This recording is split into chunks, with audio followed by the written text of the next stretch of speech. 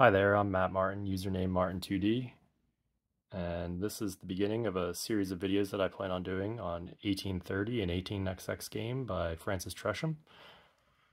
The scope of these videos is just going to be strategy. There will be little to no explanation of rules or anything aside from just things that I've thought about, observed, and hopefully will help those who want to get better at competitive 1830. I played 1830 probably over 100 times. I've been playing 18xx since 2018. Most of my games have been on either Tabletop Simulator, the app Rails, or on 18xx.games. I do have a face-to-face group as well that we've met quite a few times and played 1830. The reason that I wanted to make these videos is primarily because of 18xx.games. A lot of pickup games on there. Come across a lot of new players who don't really understand the core concepts of 1830 or full cap games, or just the waterfall style auction can be off-putting to a lot of people. So I hope this serves as a video that can help people understand the auction better and the implications that it has on the game. I want to give a shout out to Stephen Yu and Christopher Rao, who have taught me a lot about the game, not directly, but by watching the things that they do and trying to understand the ways that they're successful in this game. So let's start off with the purpose of the 1830 auction. This game isn't like normal 18xx games that people play a lot. It doesn't have a lot of chrome. The privates in this game don't have a lot of relevance in terms of their special powers. A lot of people come in, they want to know what they do. You can almost play this game with them not even having any powers and play the same game. So we're not going to cover the powers right now. I'll go over briefly at the end some of the ones that I think are relevant. But it's mainly going to be about how to create a fair environment to play this game on level footing after the initial auction. The first thing you have to understand about this auction is that the B&O is largely overpriced at face value compared to the other privates. Even if you par the B&O at 100, it costs $220. So you're losing $20 of initial capital on that basis alone. There's also a lot of implications that come along with the B&O. But a good rule of thumb is that you should be trying to avoid the B&O or ensure that the prices of the other privates are bid up enough that the B&O becomes fair market value or a good deal. So how do we accomplish this? Well, first of all, if you want to avoid getting the B&O, you have to make sure that you don't have the least in private income. To do so, that means that you have to have at least the Delaware and Hudson in private revenue to avoid getting the B&O in a 4-player game. Unless someone ends up with no privates, which is, a situation that could arise, but not a normal situation. In a 4-player game, assuming that, the privates will be equally distributed, you need to ensure that you at least are going to have the Delaware and Hudson. The other thing that you need to do to make sure this auction is fair is to make sure that all these privates have multiple bids, maybe with the exclusion of the Champlain and St. Lawrence, and certainly with the exclusion of the Baltimore and Ohio. The Delaware and Hudson, Mohawk and Hudson, and the Camden and Amboy should at least have 2 bids from 2 different players to make sure that the prices are enforced sufficiently. What I always tell beginners when they play this game is that they should avoid bidding on the Champlain and St. Lawrence until there's at least 2 bids on the D&H, the M&H, and the CNA. So that means the first bids that players should do should probably be on the D&H, the M&H, or the CNA. And I've set up a 4-player game here just to show an example of how this would happen, just to kind of reiterate what I'm saying here. So the first yellow player may decide that they want to bid on the Delaware and Hudson. And generally when in our group, when we place bids, we don't set a special amount. We just bid whatever the minimum is. So this placing it on there would just be a $75 bid for the Delaware and Hudson. The blue player then might say they want to bid on the Mohawk and Hudson, and the red player might bid on the Camden and Amboy. So now it comes back around to the black player, and the black player just wants to ensure that there are two bids on all of these. So the black player will bid on the M&H, which would be a $120 bid. This was $115 and $120. Now we come back down to the yellow player. See, now the yellow player can either logically bid on the Champlain and St. Lawrence or bid on the Camden and Amboy. They can force the blue player to essentially bid on the Camden and Amboy if they go for the Champlain and St. Lawrence here. This is the only time that I really recommend that new players potentially get two of the more expensive privates. Having enough capital to do one of the more expensive privates than either of the lower privates is difficult to do. So now the blue player already has a bid on his Mohawk and Hudson, so he's not incentivized to buy the Schuylkill Valley, and the red player is coming after him. So he knows that if he bids on either of the yellow players' privates, then the red player is just going to pull, and the red player will get the Camden and Amboy and the Schuylkill for face value, which is terrible. So, the yellow player essentially put the gun to the head of the red player and forces of the blue player and forces the blue player to bid on the Camden and Amboy. So now the red player comes and sees that the yellow player has two privates that don't have two bids, and his private also has a bid, so pulling would not make sense in giving the yellow player two face value privates. Given that he's in the position of the Camden and Amboy, he'll bid on the Champlain and St. Lawrence. The black player comes along, doesn't have any single bids, so he'll bid on the Delaware and Hudson, just to ensure that has two bids. And then the yellow player comes around and sees that everything has two bids, and he's not too concerned about getting involved in the Mohawk and Hudson and the Camden and Amboy.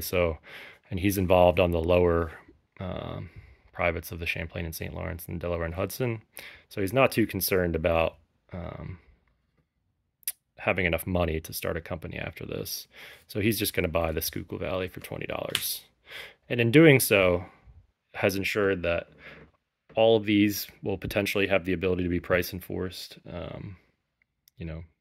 That players will be motivated to either drive the price of these up if they are, want to play the Baltimore and Ohio seat, or that they will win these privates for sufficient value if they want to play one of the earlier seats.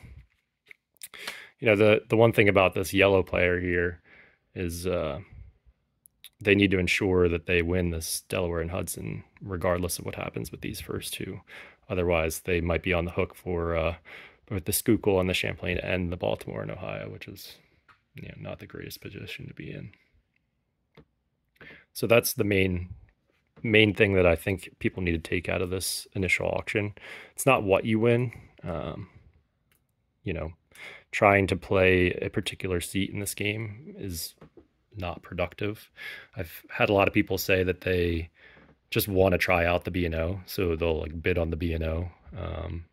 But it doesn't really give you a full effect of the game, because having only 3 players bidding on the other 5 privates, the prices are not going to be sufficiently high to make the Baltimore and Ohio in an equal footing as the other players will be with their other privates.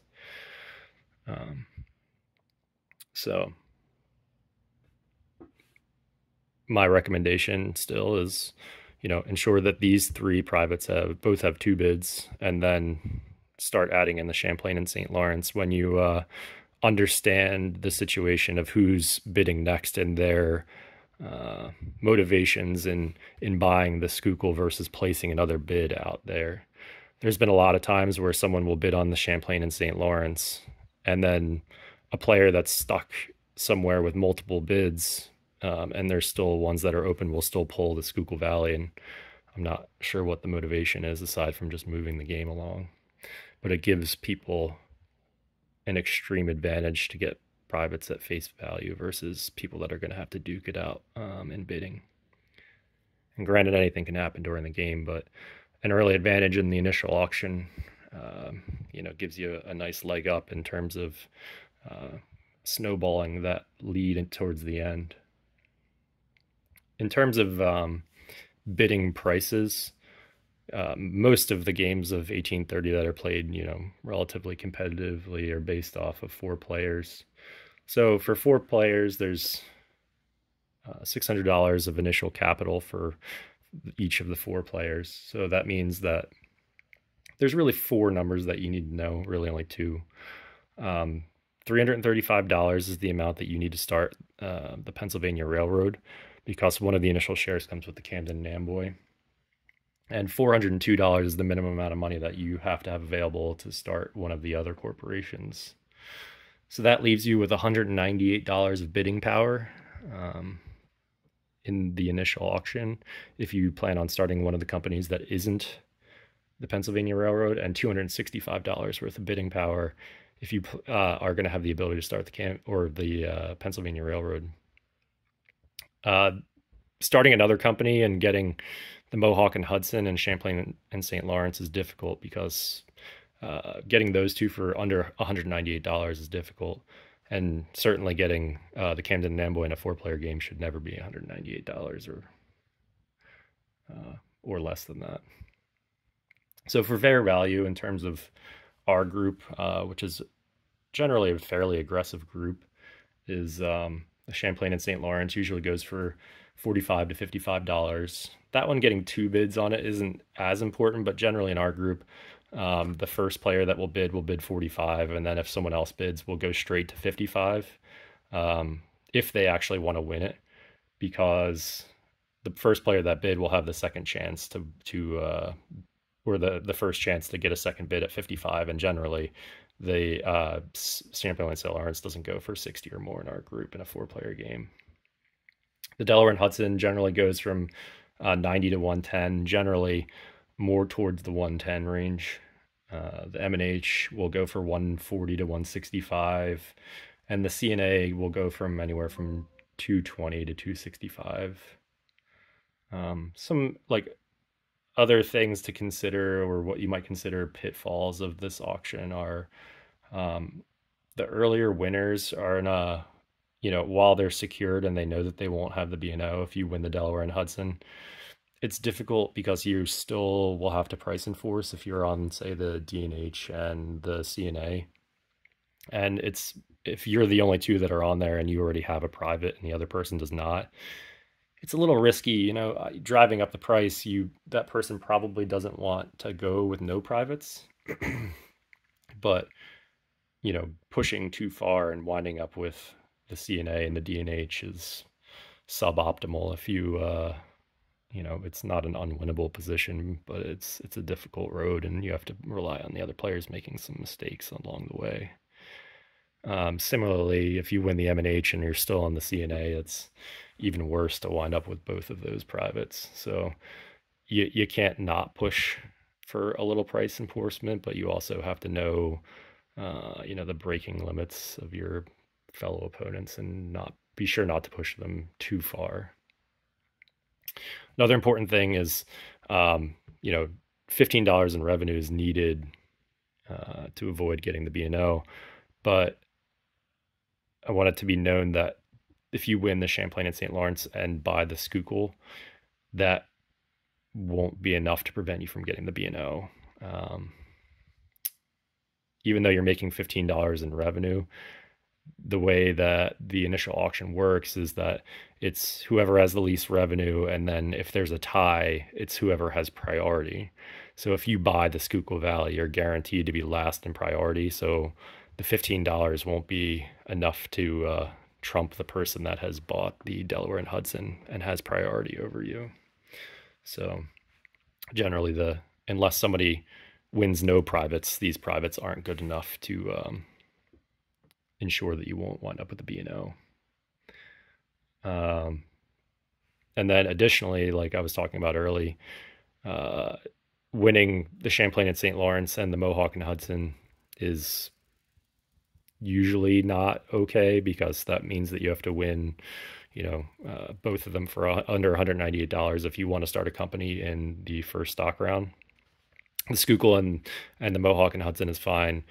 I generally try not to win either of these if I think I'm going to be in a tight race for the Camden and Amboy, just because both of them lower that threshold that you have of 265.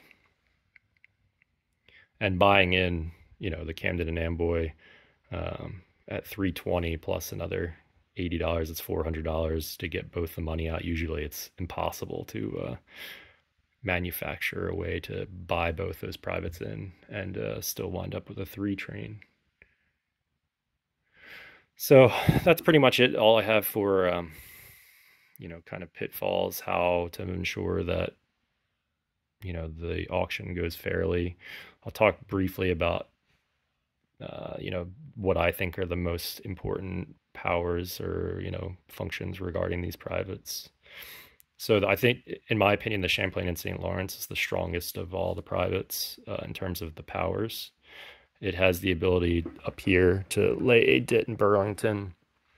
Basically, that's important because you're ensuring that that company, which is pretty much out in the middle of nowhere, is a suitcase that you can use, or is not a suitcase that someone can use. So you can either give that company track liability, or you can use that lay to ensure that the CPR might be very difficult to get a route for, or never, depending on how you lay it. So that's a very strong power to extract that capital if you're starting that company, and not be on the hook for the train liability. So in my opinion, the Champlain and St. Lawrence is the most powerful of all the privates because of that. But also it doesn't prevent you from getting the B&O. So it's a double-edged sword, I guess, on that one. The D&H has a strong power. It allows you to jump in here into Scranton. Problem is that $120 of terrain has to be paid to do so.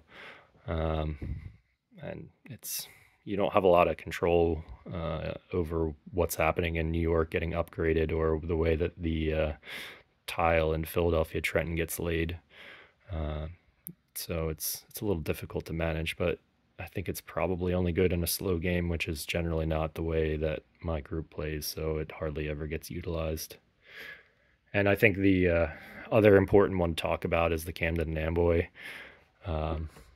which controls the 00 in Philadelphia Trenton here. This is important because if someone winds up in a situation where they price and force with the Camden and Amboy too hard, and they wind up with 2 privates, whether that be the D&H or the M&H, and it's going to be a long time before they start a company and that CNA is able to get bought in, you're pretty sure that the Southern companies are going to be not as good, because they're going to be missing that $40 revenue center in Philadelphia and Trenton. So that'll just be kind of one of those things that I've learned to look at in a player's position, how long it'll be till they start a company. If I'm thinking about taking the Pennsylvania Railroad in SR1, or the B&O, has implications for them, but hopefully not as much as the PRR. Well, I think that's pretty much all I have for you. I hope that was helpful in terms of understanding how the initial auction works, in terms of fairness, and hopefully starting a game on level footing for all 4 players, even though the game will be played extremely different by all of them.